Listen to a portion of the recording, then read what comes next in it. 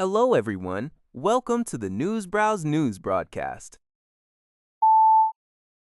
According to GG Press, the U.S. Federal Reserve, and said bread side, is highly expected to keep its policy interest rate unchanged at 3.50% to 3.75% for the fourth consecutive meeting during the Federal Open Market Committee FOMC sessions scheduled for June 16th and 17.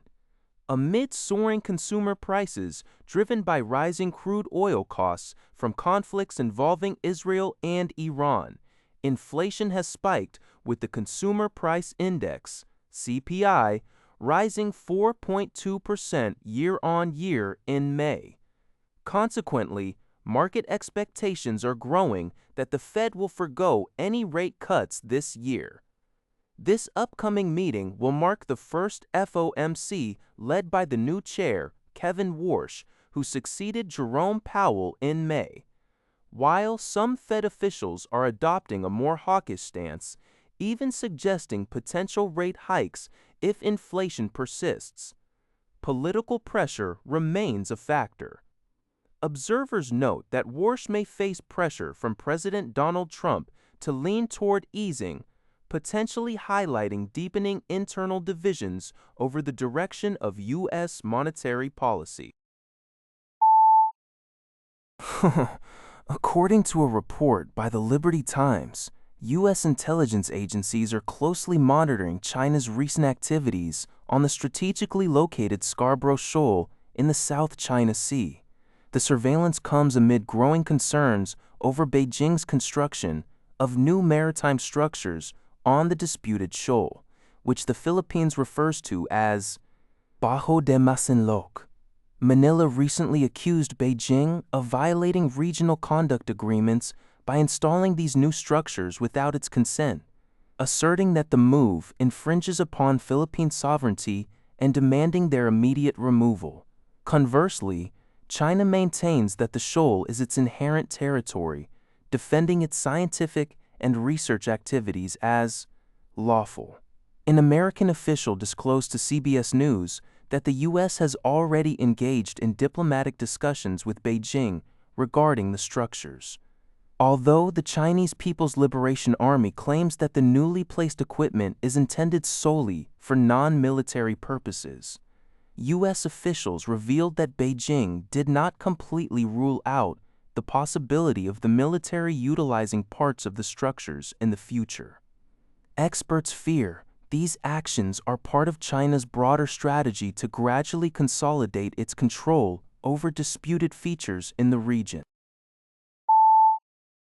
According to a report by Liberty Times, Joel Bravo, the mayor of the small town of San Miguel Amatitlan in Mexico's southern state of Oaxaca, was shot and killed by armed militants. Local prosecutors have launched a comprehensive investigation, and security forces have deployed tactical units to hunt down the suspects. The motive behind the assassination remains unclear. Bravo belonged to an opposition alliance that includes the National Action Party. State Governor Solomon Yara strongly condemned the attack on social media, asserting that violence will not be allowed to override the law. Oaxaca, situated on the Pacific coast, is a strategic transit route for drug trafficking, currently contested by two powerful cartels, the Jalisco New Generation and the Sinaloa Cartel. Since the Mexican government launched its militarized drug war in 2006, the country has seen rampant cartel violence,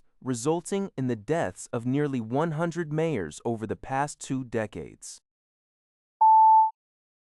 According to Al Jazeera, tens of thousands of people have taken to the streets of Rome for rival demonstrations over migration policy. The protest took place as a far-right petition called Remigration and Reconquest, advocating for the forced repatriation of foreigners, gained the 50,000 signatures required to trigger a parliamentary discussion. The competing events highlighted deep social divisions. A pro-migration rally drew tens of thousands of participants protesting the security and migration packages.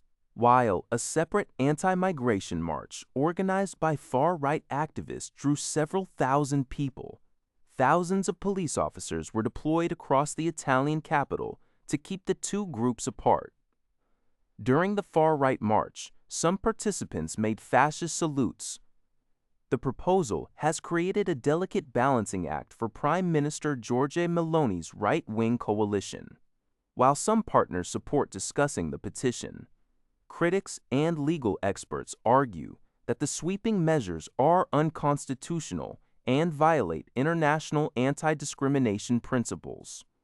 Simultaneously, Meloni's government is actually expanding legal migration channels to address labor shortages in key economic sectors. According to Yonhap News Agency, International Atomic Energy Agency, IAEA Director General Rafael Grossi stated that the agency is fully prepared to monitor and verify any future nuclear agreement between the United States and Iran. This comes as U.S. President Donald Trump announced that a peace deal with Iran is in its final stages and could be signed in Europe soon, reportedly with the approval of Iran's supreme leader. Speaking on the sidelines of an IAEA seminar, Grossi emphasized that independent verification remains central to any resolution and would require formal approval from the IAEA Board of Governors. Amid escalating geopolitical tensions and the failure of recent Nuclear Non-Proliferation Treaty (NPT) review conferences to adopt consensus documents, Grossi strongly defended the NPT. He called it a relatively successful and solid piece of international law that must be protected. Grossi also noted a global shift in favor of nuclear energy due to the demand for reliable, low-carbon power. Additionally, Grossi is scheduled to visit South Korea's Jeju Island later this month to share his vision alongside other candidates for the next United Nations Secretary General. That's all for this video. Thank you for watching. See you in the next video.